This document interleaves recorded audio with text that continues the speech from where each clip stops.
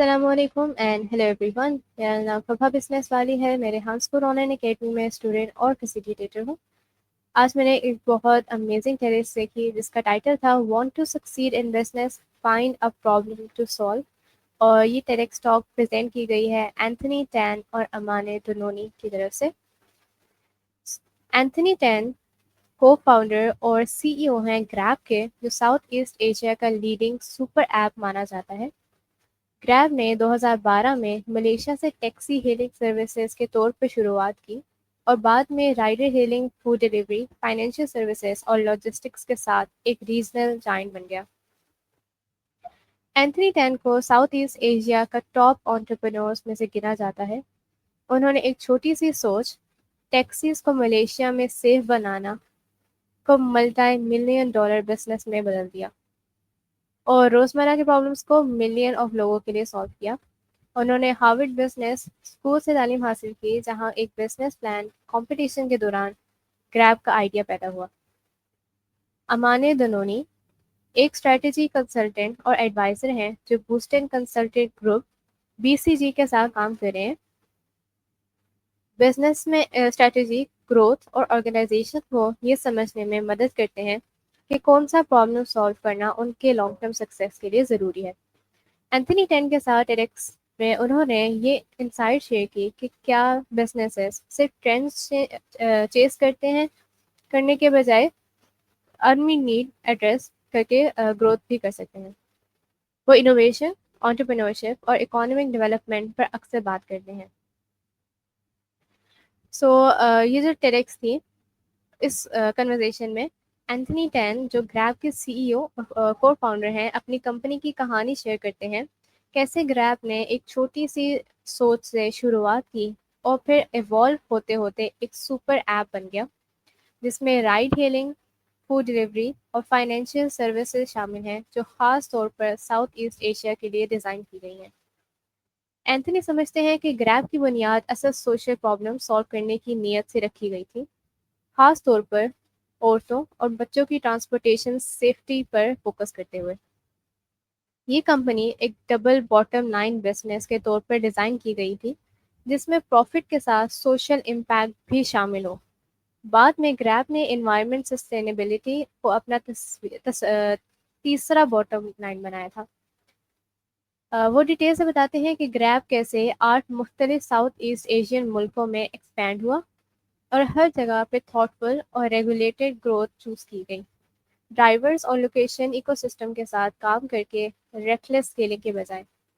گریب نے financial services کے introduce کروایا، جس میں ڈرائیورز اور مرچنٹس کے لیے ڈیجیٹل بینکنگ سولوشنز بھی شامل ہیں جو گگ ورکرز کو امپاور کرتی ہیں. اینتھنی سسٹینیبلٹی کی امپورٹنس پر زور دیتے ہیں اور گریب کی گول شیئر کرتے ہیں کہ 2040 تک نیٹ کاربن نیوٹرل بنانا ہے، فلیٹ الیکٹریفیکیشن اور EV انفراسٹرکچر پارٹنرشپس کے ذریعے. آخر میں وہ انٹرپرینورز کو مشورہ دیتے ہیں کہ ایسے بزنس بناؤ جو صرف پیسہ کمانے کے لیے نہ ہو بلکہ سوشل اور انوائرمنٹل پرپس کے ساتھ ہو. یہ کام تب بھی ممکن ہے جب ہماری پرسنل کنوکشن مضبوط ہو اور ہم سسٹمیٹک ایشوز جیسے رچ پور ڈیوائڈ کو ایڈریس کرنا چاہتے ہوں. اینتھنی کی کہانی یہ ہائی لائٹ کرتی ہے کہ بزنس ایکیومین اور سوشل رسپانسبلٹی کو ملا کر ہی لاسٹ امپیکٹ کریٹ ہوتا ہے. اس ٹیڈکس ٹاک کی جو کی انسائٹ جو میں نے نوٹ ڈاؤن کی تھی وہ یہ تھی، سب سے پہلی جو چیز تھی وہ تھی double bottom line business model. Anthony کی اپروچ یہ تھا کہ گریب کا DNA میں شروع سے ہی سوشل امپیکٹ بلڈ کیا جائے، فلانتھروپی کے سائڈ پروجیکٹ بنانے کی بجائے. اس ماڈل نے پروفٹ کے ساتھ ساتھ سوسائٹی کو بھی فائدہ دیا.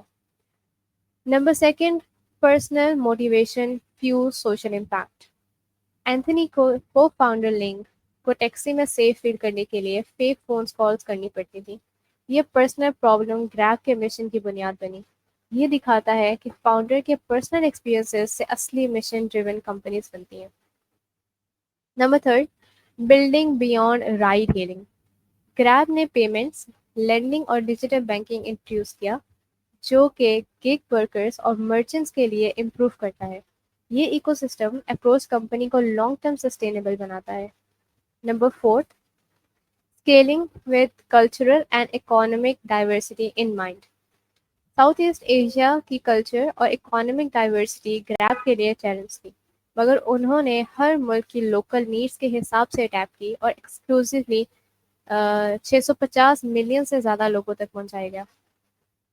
Number 6, inclusive mobility choice. Grab ने पहले रेगुलेटेड टैक्सी ड्राइवर्स के साथ काम किया और फिर टुक टुक्स और मोटर बाइक्स को ऐड किया। इससे अफोर्डेबल और एक्सेसिबिलिटी दोनों बढ़ गए और लो इनकम सेगमेंट्स को सर्व किया जा सकता था। Number 7, regulated growth and government partnerships. Grab ने रेकलेस तरीके से ग्रो करने के बजाय रेगुलेटर्स और गवर्नमेंट्स के साथ मिलकर फ्रेमवर्क बनाए। यही वजह थी कि ग्रैब उबर को बीट कर पाया और नेशनल एजेंडास का हिस्सा बन गया। Number 8, integrating environmental sustainability. Grab ने सस्टेनेबिलिटी को अपनी स्ट्रैटेजी का सेंट्रल हिस्सा बनाया। ईवीएस और कार्बन न्यूट्रलिटी के गोल्स के साथ एनवायरनमेंट और बिजनेस कंटिन्यूटी दोनों को सिक्योर किया। And lastly, entrepreneurial advice rooted in purpose.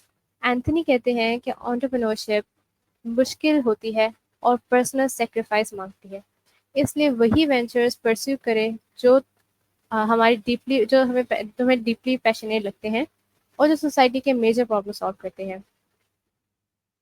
ये डिस्कशन दिखाती है कि कैसे ग्रैब एक सिंपल ट्रांसपोर्ट सेफ्टी आइडिया से स्टार्ट होके फाइनेंशियल इंक्लूजन और सस्टेनेबिलिटी तक ग्रो हुआ। एंथनी की कहानी हमें ये सीख देती है कि अगर बिजनेस में शुरू से ही सोशल और इन्वायरमेंटल इम्पैक्ट को शामिल कर दिया जाए तो वह सस्टेनेबल और मीनिंगफुल चेंज ला सकता है। और इस टेडेक्स से सबसे अच्छा लेसन, सबसे इम्पोर्टेंट लेसन जो मिलता है वो ये है कि एक एंटरप्रेन्योर सिर्फ अपना बिजनेस स्टार्ट नहीं करता, उसका मकसद से पैसा कमाना या नाम कमाना नहीं होता। उसका मेन पर्पस अपने एनवायरनमेंट में, अपने कल्चर के लिए, लोगों के लिए कोई आसानी पैदा करना होता है। एक जो एंटरप्रेन्योर है उसका माइंडसेट सारा बेस ही प्रॉब्लम सॉल्विंग के ऊपर होता है, और अगर बिजनेसेस ज़्यादा से ज़्यादा प्रॉब्लम सॉल्विंग के तरीक़ों पर उनको अपनाएं, उन पर फोकस करें, तो उनका जो बिजनेस है वो लॉन्ग टर्म सक्सेस का भी हामिल हो सकता है, और उससे जो कंट्री है वो भी ग्रो करती है और लोग भी उससे बहुत ज़्यादा फ़ायदा हासिल कर सकते हैं। सो यही था इस टेडेक्स का जो सेंट्रल आइडिया, कि जो लोग भी बिजनेस में सक्सेस हासिल करना चाहते हैं उनको सबसे पहले फोकस करना चाहिए किसी एक प्रॉब्लम के ऊपर। वंस वो प्रॉब्लम सेलेक्ट कर लें फिर उन्हें उस प्रॉब्लम पे काम करना चाहिए और उसको हल करने तक काम करते रहना चाहिए।